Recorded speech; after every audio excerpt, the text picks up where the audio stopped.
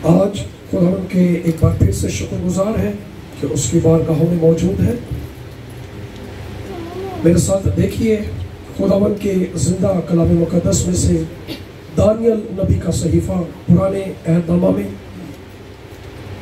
उसका 5वां बाब, दानियल नबी का सहीफा उसका 5वां बाब। अभी जो वाकया मैं पढ़ने वाला हूं इसका पस मंजर ये है कि खुदा के लोग दानियल, सिदरक, मिशक, अबदनगो जो है वो बाबुल में है। कहां पर है? क्यों बाबुल में है? क्योंकि इस्राएल ने गुनाह किया और बार बार खुदा के मना करने के बावजूद वो गुनाह से बाज नहीं आए।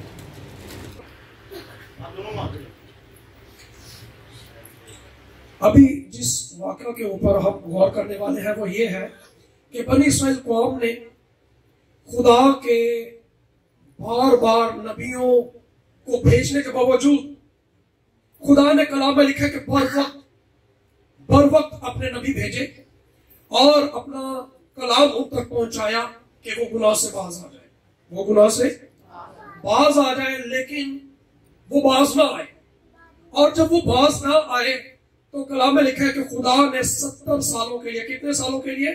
70 सालों के लिए उन्हें बाबुल की गुलामी में भेज दिया, ताकि अब वहां पर वो खूब बुत परस्ती करें। बुत परस्ती की आदत उनकी छूटती नहीं थी, बार बार कहने के बावजूद। और 70 साल के लिए वो बाबुल में आ गए। और बाबुल का बादशाह जो था नबूकदनेस्सर, उस टाइम पर सुपर पावर था, एक बहुत बड़ी किंगडम थी उसकी, और वो फतूहात पर फतूहात करता चला जा रहा था।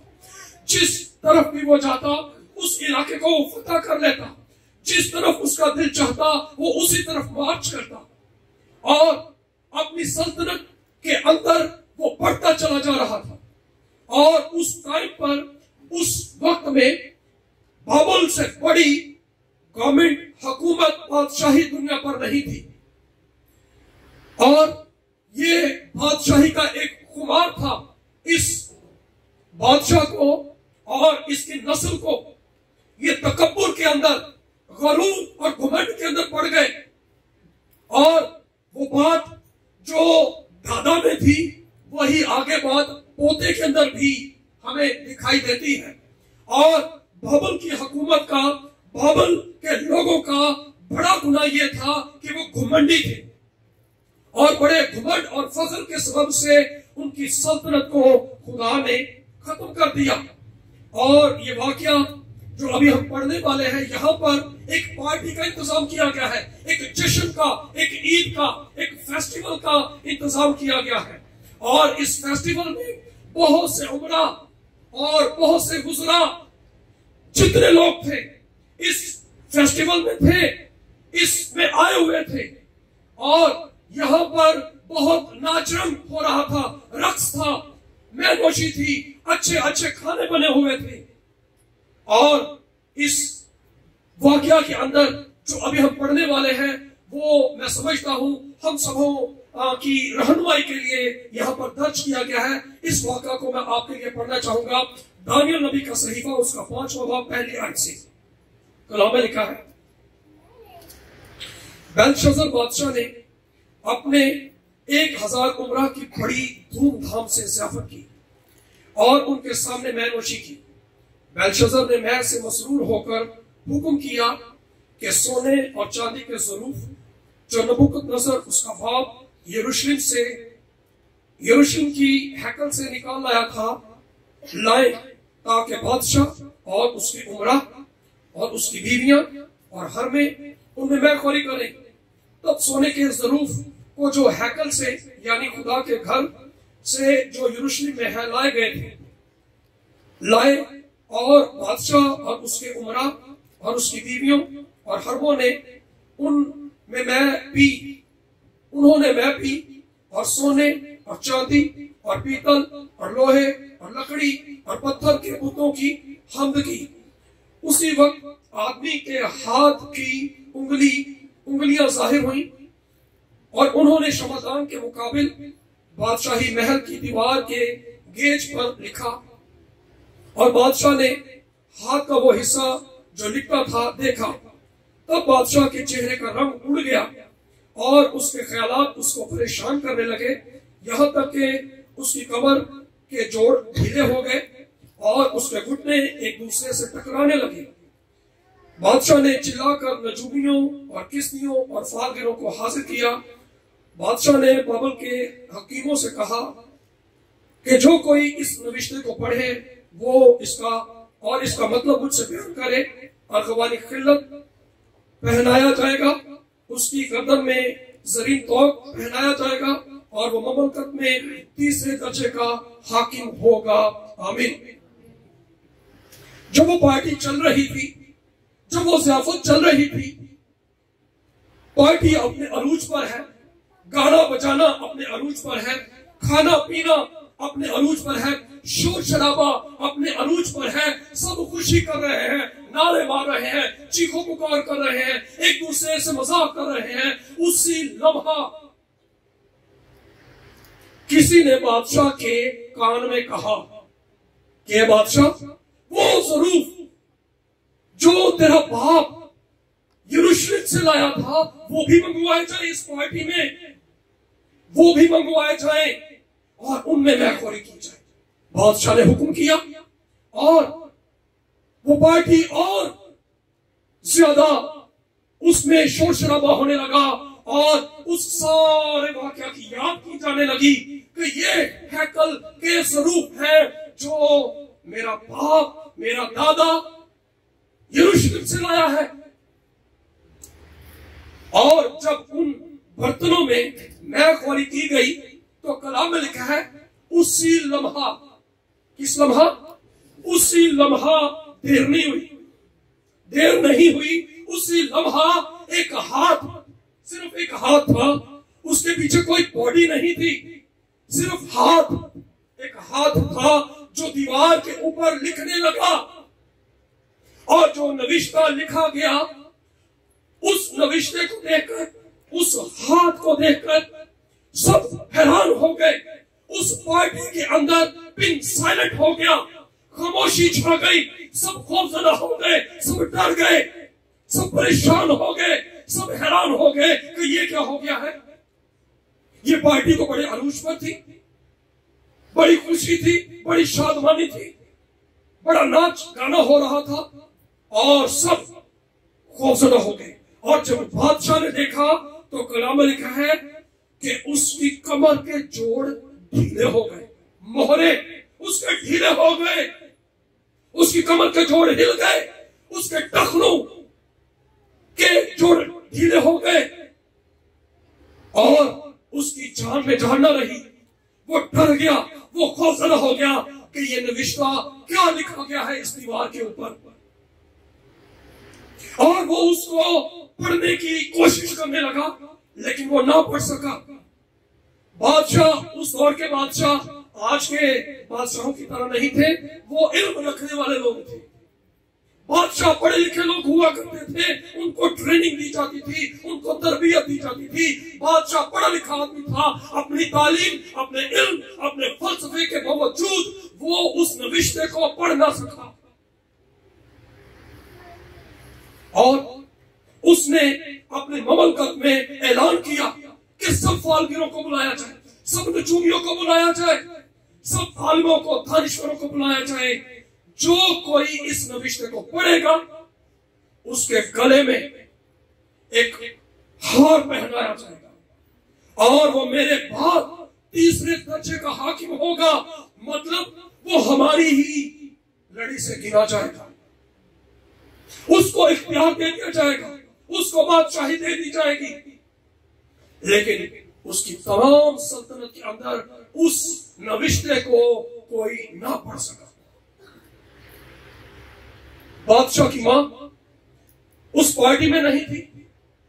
बादशाह की मां आई ऐसी बड़ी पार्टी के अंदर, उसकी मां ने उसको बताया कि बेटा, तेरी सल्तनत में एक शख्स है जिसने तेरे बाप के ख्वाबों की ताबीर की थी। मैं समझती हूं कि उस शख्स के अंदर इलाहों की रूह है, वही शख्स इस नविश्ते को पढ़ सकता है। और जब उस शख्स को बुलाया गया तो बादशाह ने उससे कहा कि ए दानियल, मर्दे खुदा, तू मेरे लिए इस नविश्ते को पढ़। तो जो पढ़कर, बेटा जल्दी कीजिए, आजा बेटा, आप आगे आ जाए, जगह है। दानियल को जब उस नविश्ते को पढ़ने के लिए कहा गया तो दानियल ने कहा, हाँ मैं पढ़ूंगा, लेकिन तू अपनी सल्तनत को, अपने तोहफे तहाइफ को अपने पास रख या किसी और को दे दे। और दानियल ने वो नविश्ता पढ़ा। मैं उस नविश्ते को आपके लिए पढ़ना चाहूंगा। 5वें बाब की 24वीं आयत में लिखा है, और वो नविश्ता ये है, मिने मिने किलो फरासीन। ये जुमला लिखा गया इब्रानी जुबान में, यहूदियों की जुबान में, मिने मिने तकीलो फरासीन। अब इसको वो पढ़ नहीं पा रहे थे। इसका मतलब दानियल बताता है, इसके मायने ये है, मिने यानी खुदा ने तेरी ममलकत का हिसाब किया और उसे तमाम कर डाला। तेरा हिसाब किताब किया। किराए पर कोई घर किसी ने लिया हो ना, तो मालिक मकान कहते हैं, यार अपना किराएदार साहब कार कितना रह गया, हाँ, तो फिर कार खाली कर दिया। हाँ? तो दानियल ने उसे बताया कि खुदा ने तेरी सल्तनत का हिसाब कर डाला और उसे खत्म कर दिया, तेरी सल्तनत को खत्म कर दिया। और आगे लिखा है, तकील यानी तू तराजू में तोला गया। तराजू में हम जितने यहां पर मौजूद हैं सब तराजू को समझते हैं, वेट मशीन को समझते हैं, जिसमें वजन किया जाता है। ये तोला गया और आगे लिखा है, और कम निकला, और कम निकला। इसका जितना वेट होना चाहिए था उतना वेट नहीं था इसका। आगे क्या लिखा है, फरीस यानी तेरी ममलकत मुनक्सीम हुई और मादियों और फारसियों को दे दी गई।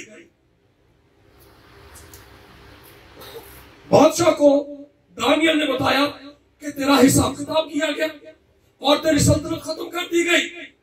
तू तोला गया, तू कम निकला, अब ये औरों को दे दी जाएगी, अब ये गैरों को दे दी जाएगी।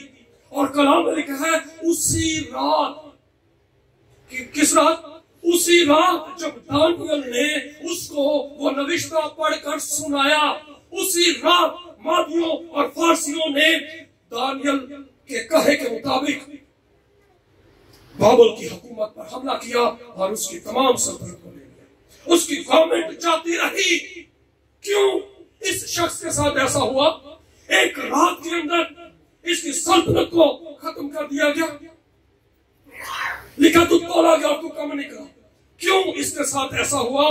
क्योंकि इस शख्स ने हैकल के ज़रूफ के अंदर, हैकल के बर्तनों के अंदर मैख़वारी की। वो बर्तन, वो ज़रूफ जो खुदा के घर के थे, उन बर्तनों के अंदर इसने शराब नोशी की। खुदा के घर के बर्तनों को अपने लिए, अपने उमराह के लिए, अपनी लोंडियों के लिए, अपनी हरमों के लिए इस्तेमाल किया। यह बात बहुत संजीदा है। इस शख्स की जिंदगी के अंदर आप देखें कि ना सिर्फ उसकी सल्तनत जाती रही, बल्कि उसको जिंदगी से भी हाथ धोना पड़ गया। किस वजह से? हैकल के बर्तनों को इस्तेमाल करने की वजह से। क्या यह मामूली बात है? क्या यह कोई आम बात है? इतनी बड़ी एम्पायर, सुपर पावर एक रात के अंदर खत्म हो गई। खुदा ने उसकी सल्तनत को बर्बाद कर दिया एक रात के अंदर। क्यों? क्योंकि वो बर्तन पाक थे, वो खुदा के लिए थे। वो चीजें जो खुदा की हैं, खुदा के लिए हैं। अगर कोई उनको अपने लिए इस्तेमाल करेगा तो खुदा उस शख्स के साथ ऐसा ही, बल्कि इससे भी ज्यादा करेगा। ये बहुत संजीदा बात है। वो बर्तन क्या थे? पाक थे। पाक का मतलब क्या समझते हैं? ज्यादातर यही तस्वुर किया जाता है, हालांकि जो तस्वुर किया जाता है वो मतलब नहीं है इसका। तस्वुर ये किया जाता है गुनाह से मुबर्रा। एक मिसाल दूंगा, अगर सफेद लिबास पहना हो तो हम कहते हैं बड़ा पाक साफ सूट है, हम उसको पाक साफ बोलते हैं। जिसमें कोई दाग ना हो, कोई धब्बा ना हो, कोई निशान ना हो, हम गुनाह से मुबर्रा चीज को पाक साफ कहते हैं। यकीनन गुनाह से मुबर्रा होना पाक होना ही है, लेकिन इसका मतलब कुछ और है। पाक होने का मतलब सेपरेट होना है, अलग होना है। ये दो उंगलियां मैंने छोड़ी हुई हैं, आप सब मेरी दो उंगलियों को देख सकते हैं, सब देख रहे हैं मेरी दो उंगलियों को जी। अगर मैं इनको अलग कर दूं तो ये क्या हो गई? अलग हो गई। अलग हो जाना मतलब पाक होना है, सेपरेट होना। किसी चीज को सेपरेट करना, अलग करना, पाक करना है। खुदा के लिए किसी चीज को सेपरेट कर दिया गया मतलब वो पाक है, अलग कर दी गई मतलब वो पाक है। किसी चीज को, फिर से बता रहा हूं, सेपरेट करना क्या है? पाक करना है।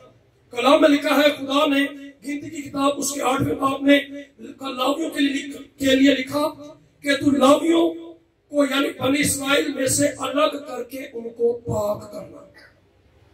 जो लावी का कबीला था 12 कबीलों में से, उसको बनी इस्राएल में से सब कबीलों से सेपरेट कर लेना।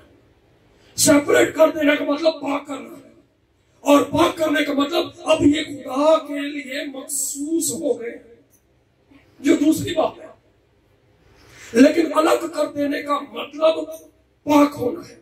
लेकिन हम ये समझते हैं कि अगर सूट के ऊपर दाग नहीं है तो ये सिर्फ पाक होना है। अगर पानी के अंदर गिलास में ये पानी है, अगर मैं इस पानी में मिट्टी डाल दूं तो ये पानी नापाक हो जाएगा, पानी नापाक हो जाएगा।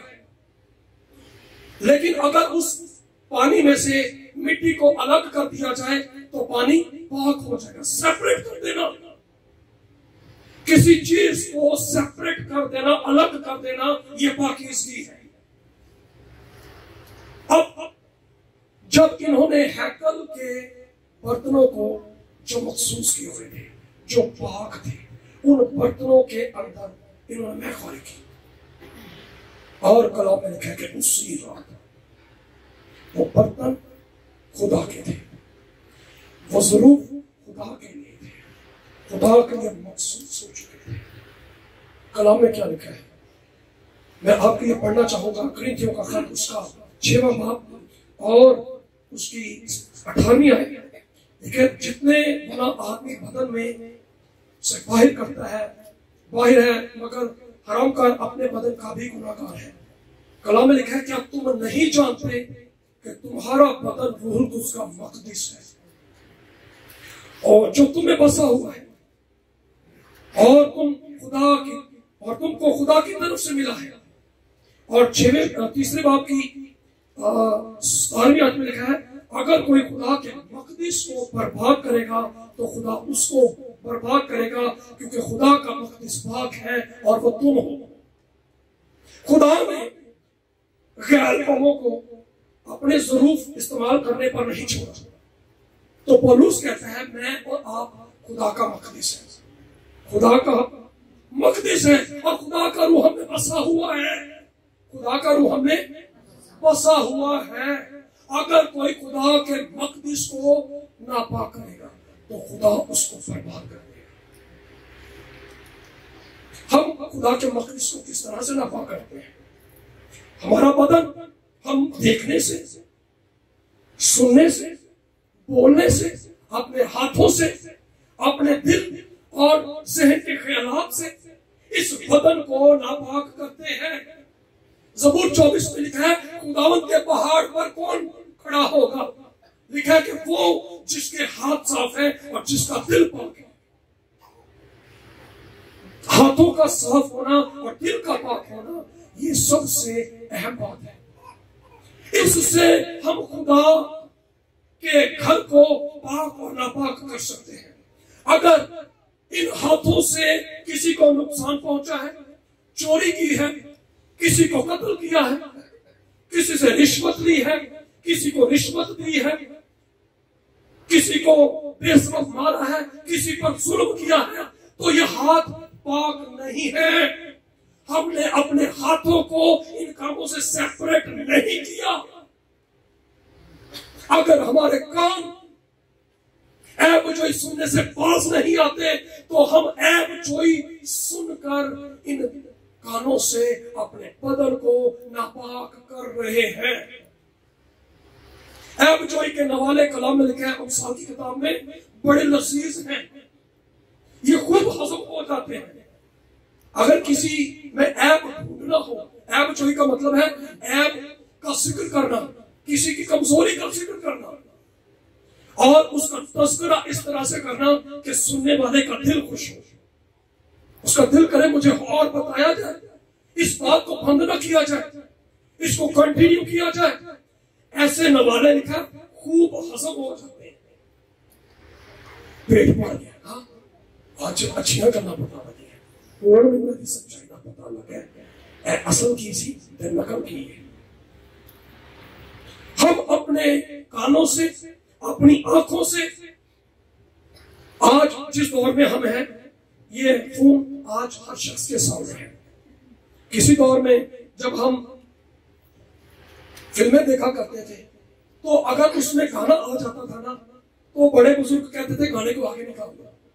हाँ, लेकिन आज मोबाइल हर शख्स के हाथ में है, कुछ भी आगे नहीं निकलता, वो शख्स अलग खुद हो जाता है और जो उसका दिल करता है वो इस मोबाइल पर देख रहा है, खा वो अच्छा है खा वो बुरा है। अपनी निगाहों को, अपनी आंखों को वो पास नहीं रख रहा। हम अपने बदन को नापाक कर रहे हैं, अपनी आंखों से, अपने कानों से, अपनी जुबान से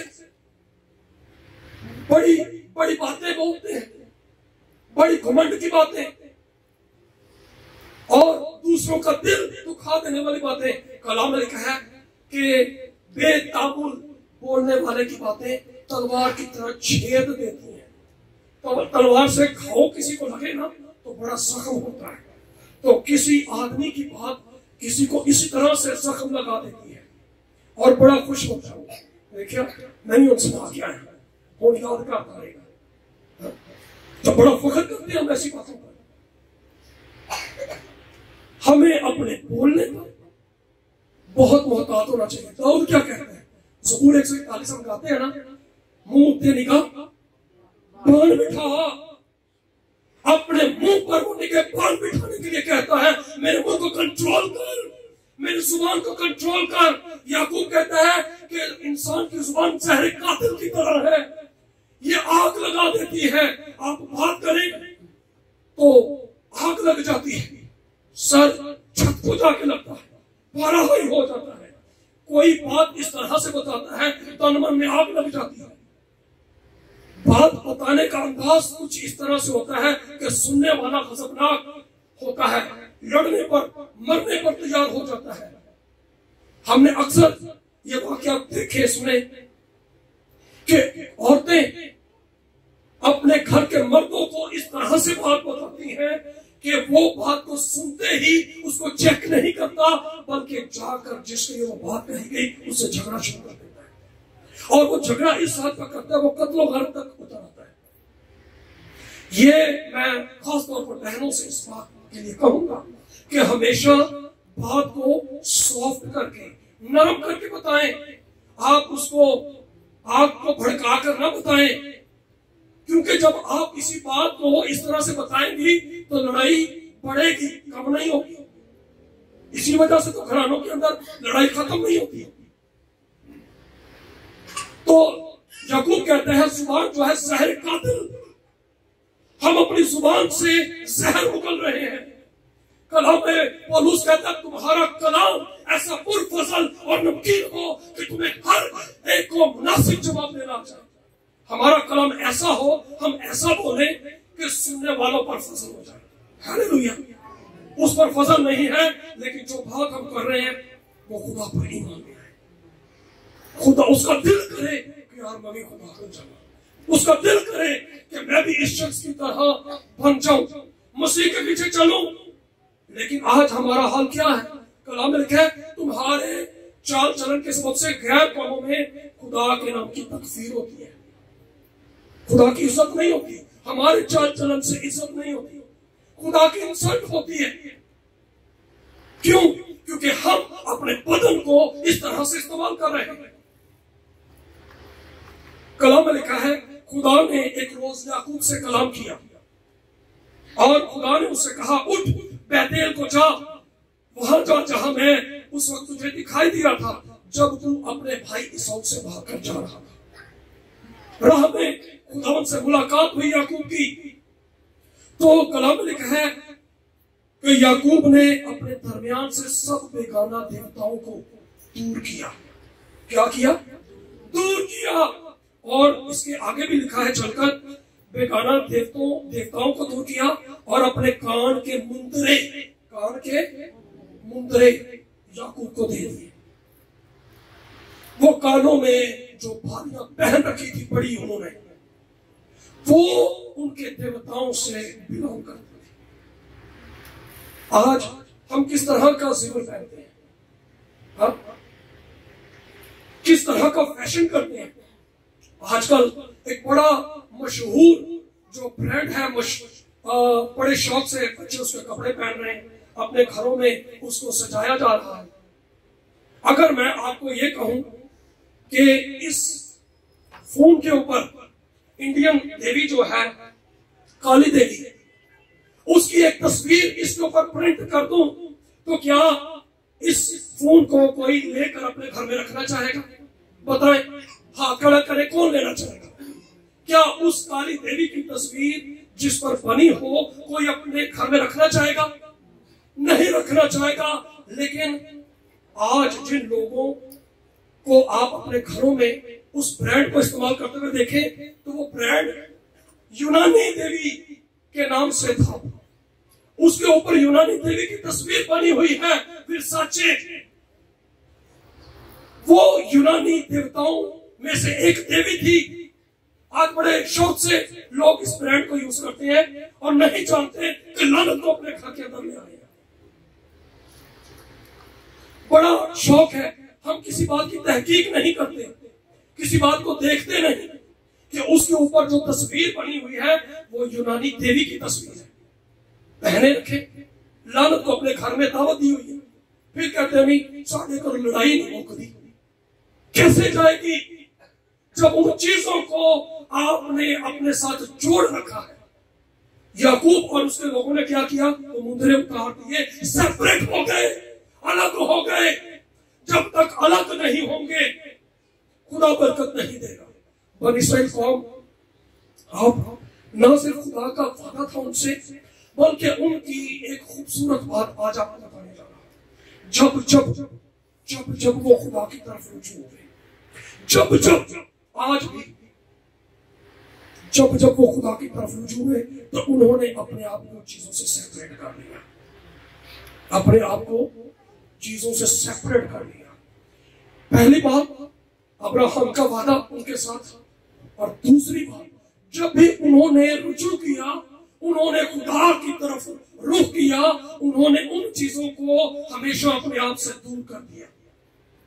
कुरिन्थियों के खत में जहां हम पढ़ रहे थे 6वें बाब में यहां पर लिखा है कि तुम उनमें से निकल आओ और अलग हो जाओ तो मैं तुमको कबूल कर लूंगा। खुदा कबूल कर लेगा हर उस बेटे को, हर उस बेटी को जो अपने आप को सेपरेट करेगा, अपने कानों को एवं सुनने से, ऐसी चीजें पहनने से। अक्सर लोग कड़ों में, पाँव में कड़े पहनते हैं। हाँ, बहन मेरी पीछे आशी बैठी हुई है, इसके सर की दर्द नहीं जाती, बड़ी दुआएं की इसके लिए हमने, और इसने डॉक्टरों को भी चेक करवाया, लेकिन डॉक्टरों ने कहा कि बेटा आपको कोई मर्ज नहीं है, लेकिन इसके सर की दर्द नहीं जाती। हमेशा कहती थी कि मुझे कुछ नमकीन चीजें खाने को दी जाए, और ये खाती थी, हम भी ला देते थे। तो हमें था कि चले अगर ये ठीक हो जाती तो हमें और क्या चाहिए। लेकिन एक रोज